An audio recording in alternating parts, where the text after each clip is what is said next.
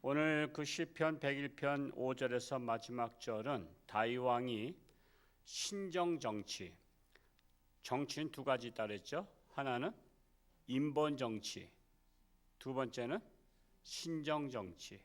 세상 왕들은 인본 정치를 하죠. 자기 중심의 정치. 대통령도 마찬가지예요. 인본 정치를 합니다. 근데 하나님의 사람은 신본 정치를 하죠.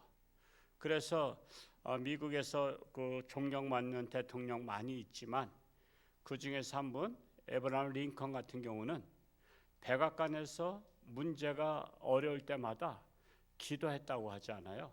그래서 그가 임기를 마치고 나갈 때 자기 짐을 싸들고 나갈 때 정리하다 보니까 그 기도실의 방석이 너덜너덜했다는 거예요. 왜 너덜너덜할까요? 거기에서 무릎 꿇고 기도하면서 방방 뛰면서 여러 가지 현안 문제들, 뭐 그 당시에 남북 전쟁 문제라든가 흑인의 문제 이런 것들에 대해서 많은 어려움을 겪고 있을 때 그는 기도하면서 문제를 풀어나갔다는 거예요. 그게 바로 신정 정치입니다. 미국은 지금까지도 신정 국가로 나아가고 있죠. 그래서 많은 이방인들이 들어와서 그 많은 우상을 섬긴 사람들도 많지만 그래도 기본 골격은 뭐예요? 신본 정치입니다. 그래서 대통령이 취임할 때 어디다 선서하죠? 성경에다 선서하잖아요. 우리나라에서 그렇게 한다면 될까 안 될까? 난리 나죠. 불교에서도 그렇고 다른 무신론주의자들도 그렇고 우리나라에서 난리 납니다. 그래서 우리나라는 신정 국가가 아니라고 말할 수 있습니다.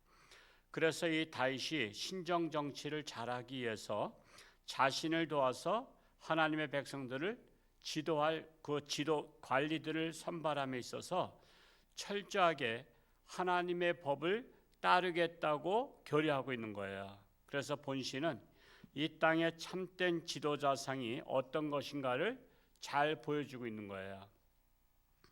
이런 것을 사실은 잘 읽어야 되거든요. 그래야 이 시대에 참 지도자상은 어떤 사람인가, 세상에서 영적 지도자 역할을 감당해야 될 성도의 삶의 자세가 어떠해야 될지를 가르쳐주고 있는 시입니다.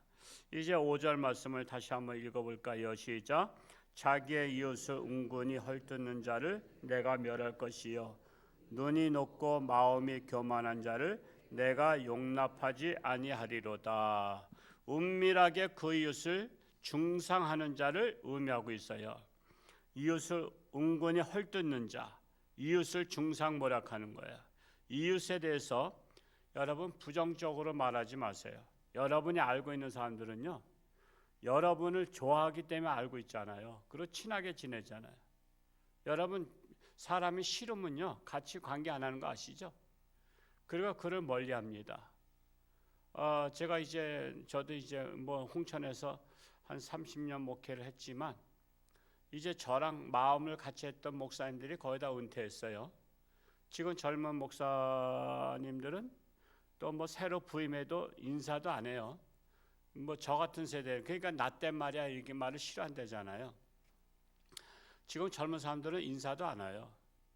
여러분 그냥 세상만도 못한 거예요, 솔직히. 왜냐하면 여러분 어떤 그 식당이나 어떤 가게가 개업을 하면 개업덕을 돌려야 안 돌려요?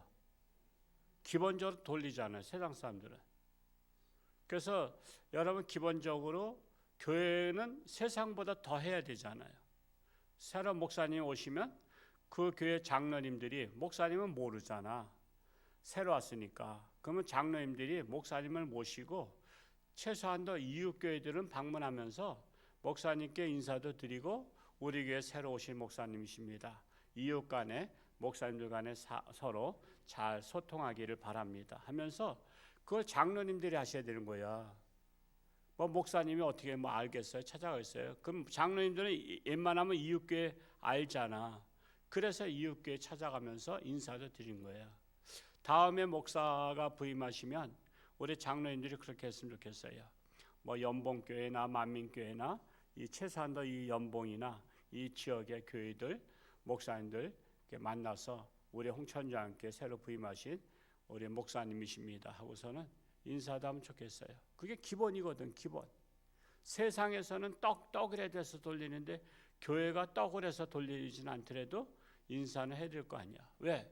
서로 소통해야 되니까. 그래서 우리가 나하고 교제하고 아는 사람에 대해서는요, 내가 비판하거나 그를 모략하는 것이 아니라 그의 방패막이가 되어줘야 돼요. 남들이 뭐라고 하면 내가 해명해 줄 수 있는 사람이 되어야 돼요. 그게 바로 좋은 사람이에요.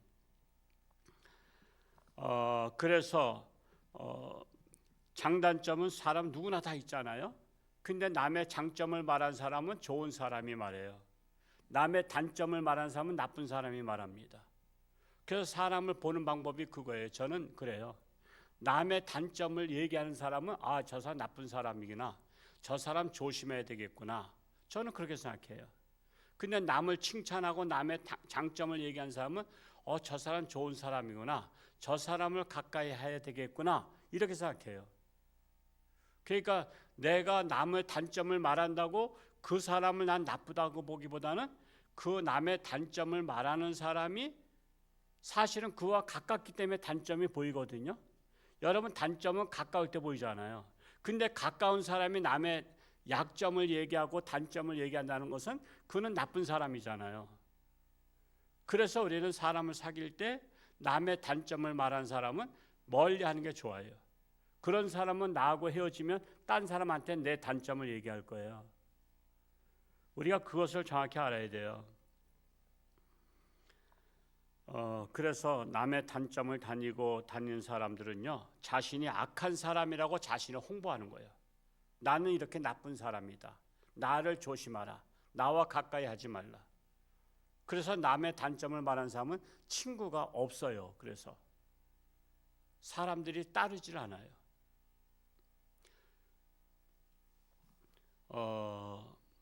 그래서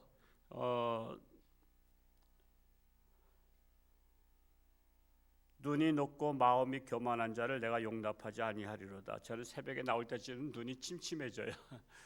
새벽에 일어나서 오늘도 아주 귀한 책을 보다가 그냥 밑줄 치고 또 노트에다가 기록도 하고 그러다 보면 책도 보고 성경도 보고 새벽에 저는 굉장히 귀한 시간인데 여기 우리 카페에 책들이 있잖아요.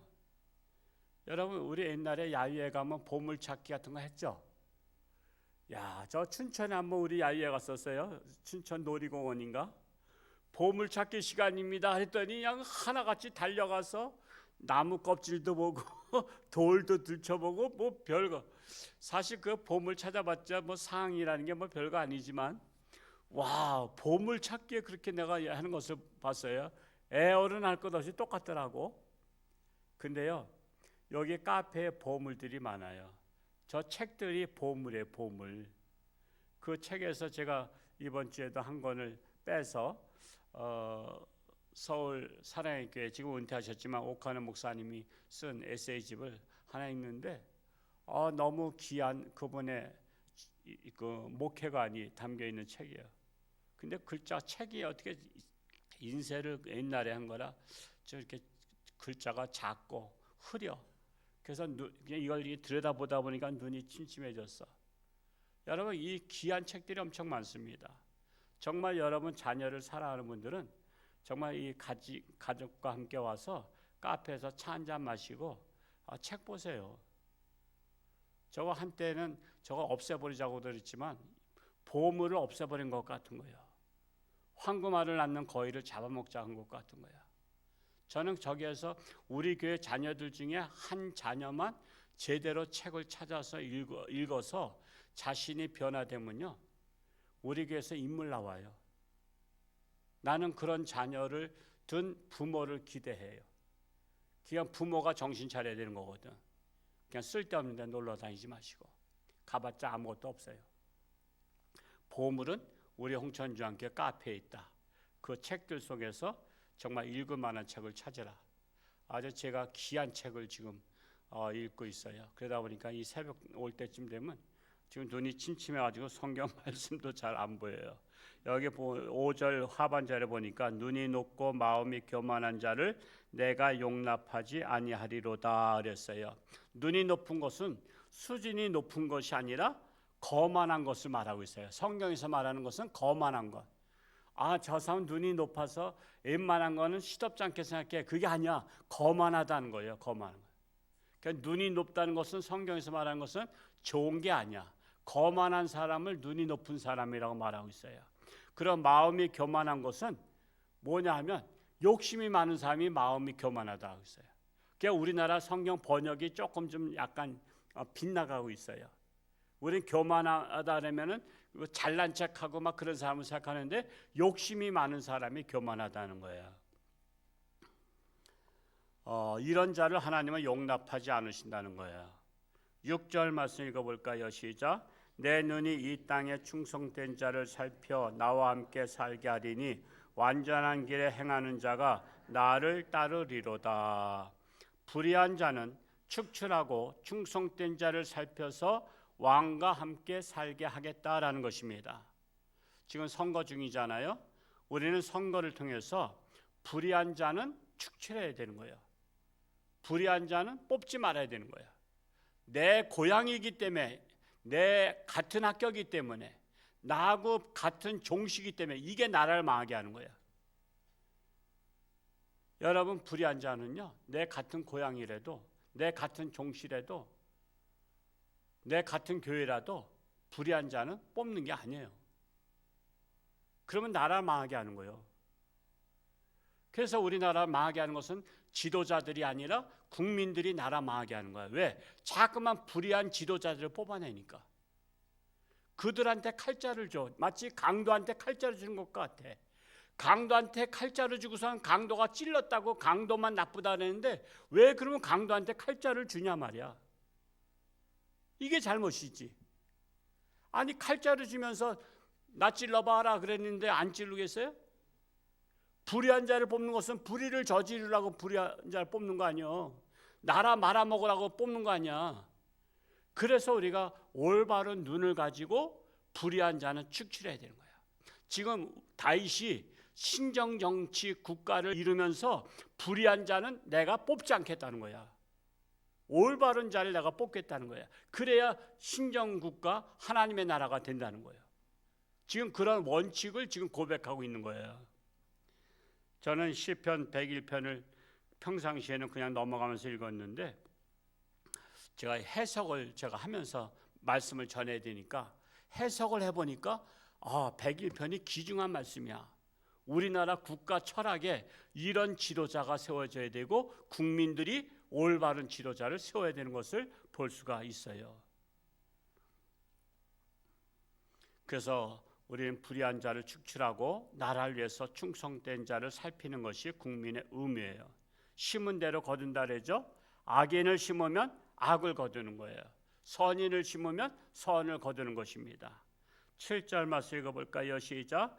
거짓을 행하는 자는 내 집안에 거주하지 못하며 거짓말하는 자는 내 목전에 서지 못하리로다. 거짓을 행하는 자가 뭐예요? 겉과 속이 다른 자, 위선자. 하나님은 거짓을 싫어합니다. 거짓말하는 자를 두둔하면 하나님께서 미워하셔요. 거짓말 편에 서면 하나님 미워하셔요. 왜? 거짓의 아비는 마귀이기 때문에 마귀 편에 선 거예요. 나도 모르게 마귀 편에 설 때가 많아요. 그래서 우리 회개하고 돌이켜야 돼요. 하나님을 닮는 자는 진실하도록 힘써야 합니다. 8절 말씀 읽어보겠습니다. 시작. 아침마다 내가 이 땅의 모든 악인을 멸하리니 악을 행하는 자는 여호와의 성에서 다 끊어지리로다. 이 세상은 선과 악의 싸움이라고 할 수 있습니다. 여러분 1차 싸움은 내 자신과의 싸움이에요. 내 안에 있는 악을 몰아내는 거예요. 내 안에 마귀 속성 몰아내는 거예요. 그래서 내 안을 깨끗이 정리하는 거예요. 양심을 깨끗이 정리하는 거예요. 그래서 깨끗한 양심의 나라로 내 안을 마음의 나라를 만들어야 돼요. 그걸 이루고 나면 두 번째로 내 가정을 정화하는 거예요. 2차 싸움은 내 가정의 악을 몰아내는 거예요. 내 가정에 악이 있잖아요. 남편에게 있는 악을 내가 힘써서 몰아내는 거예요. 함께 힘을 합하는 거예요. 내 자식에게 있는 악을 몰아내는 거예요. 그래서 가정에서 두세 사람이 기도하는 거야. 우리 남편의 악을 몰아내자, 우리 아버지의 악을 몰아내자, 우리 또 자녀의 악을 몰아내자, 우리 형제에 있는 악을 몰아내자. 그걸 맨날 비난만 하잖아. 여러분, 비난한다고 몰아내는 게 아니에요. 그것을 우리가 영적으로 기도해서 쫓아내야 돼요. 그래서 가정의 악이 나가야 가정이 평안해져요. 그러니까 가정이 평안하지 못한 이유는 뭐죠? 악을 몰아내지 못했기 때문에 이 악한 영이 휘젓고 다니니까 가정이 맨날 불화가 일어나고 가정이 평안하지 못한 거야. 그래서 우리가 1차 내 마음의 악을 몰아내고, 2차 가정의 악을 몰아내고, 3차 우리가 살고 있는 지역사회의 악을 몰아내야 되는 거예요. 그래서 우리가 악한 것을 도저히 우리는 용납해서는 안 되는 거예요. 4차는 어디죠? 더 나아가서 우리나라의 악을 몰아내는 거예요. 이건 국민들이 깨어나야 되는 거야. 그래서 악한 자를 몰아내야 돼. 축출해야 돼. 다시는 뽑아주면 안 되는 거야. 그래서 내가 대통령이 되고, 내가 국회의원 되고, 내가 도지사가 되고, 내가 군수가 되려면 내가 정말 양심에 부끄럽지 아니한 충성된 자가 되어야 되겠다라는 결심을 하게 해야 되는데, 어떻게 해서든지 그냥 남을 모략하고 어떻게 해서든지 수단과 방법 하지 않고 내가 뭐만 됐다면은 하면서, 그런 자들 때문에, 그런 자들은 누가 세워줬어? 국민들이. 나라 말아먹으라고 국민들이 세워준 거야. 그래서 국민이 정신 차려야 되는 거야. 국민이. 5단계는 뭐죠? 더 나아가 이 세상의 악을 몰아내는 거야. 우리는 땅끝까지, 그래서 복음을 전하는 거야. 이 복음이 악을 몰아내는 무기입니다. 복음이 무기예요. 그래서 우리 교회가 이 사명을 잘 감당할 수 있기를 축복합니다. 오늘 오명숙 권사님, 김학근 사님 또 아들 결혼식에도 같이들 축하해 주시고요. 내일 거룩한 주일 여러 가지로 주일마다 놀러 다니는 사람들이 많이 있더라고. 제가 교구 보고서 볼 때마다 안타까워. 왜 모임을, 약속을 세상 사람에게 끌려다니는지 몰라. 내가 그들을 좀 끌고 오면 안 될까? 우리 이번에 내가 얘기하는데 놀러 가자. 그래서 네가 괜찮은 곳이 있냐? 홍천중앙교회 괜찮아. 그래서는 홍천중앙교회로 놀러 가자. 밥까지 다 줘. 그렇게 해서 이번 주는 밥 안 줘요. 또 거짓말 또 될 수 있으니까. 그 이번 주에는 놀러 온 사람은 내가 밥 사줄게. 그러면 되잖아. 그렇게 해서라도 정말 세상 사람에게 끌려다니면서 이번 주에는 동창이야. 이번 주에는 어디 모임. 이렇게 질질 끌려다니는 포로 같은 사람들이 많이 있어요. 우리 구역장님들이 잘 챙겨서 우리가 하나님 중심. 그래서 우리 교회가 8시 예배도 세운 게, 그러면 8시 예배라도 드리고 가라. 그렇게 해서 세운 거예요. 그거를 잘 지혜롭게 권면할 수 있기를 바랍니다. 기도하겠습니다. 할렐루야. 고맙고 감사하신 아버지 하나님, 오늘도 새날을 주시고 새벽을 깨워 하나님 앞에 달려나와 하나님 말씀을 통해서 다시 한번 우리 자신을 발견합니다. 우리는 영적 싸움 전쟁터입니다. 먼저 내 자신의 양심과 싸워서 내 마음속에 있는 악을 몰아내기 원합니다. 그리고 우리 가정의 악을 몰아내고 이 지역사의 악을 몰아내고 더 나아가 나라와 세계의 악을 몰아내는 예수님의 사명을 감당하는, 그래야 이 땅에 하나님의 나라가 실현되는데 우리도 모두가 다 동참하는, 하나님 앞에 잘했다 칭찬받는 우리 모든 성도들이 되기를 간절히 소원합니다. 내일 거룩한 주일을 준비하며 신령과 진정으로 하나님 중심의 신앙생활, 사회생활 할 수 있기를 간절히 소원합니다. 아직도 육신의 질병으로 사경 헤맨 자들을 긍휼히 여기시고 하나님의 손길로 안수하사 깨끗함 받게 하여 주옵소서. 하나님 영광 나타나게 하여 주옵소서. 지금은 나라의 지도자를 뽑는 때입니다. 악한 자를 뽑지 말고 선한 자, 나라를 위해서 희생 정신을 발휘하는 자들을 분별할 수 있는 분별력을 허락하여 주옵소서. 감사드리며 예수님의 이름으로 기도하옵나이다. 아멘.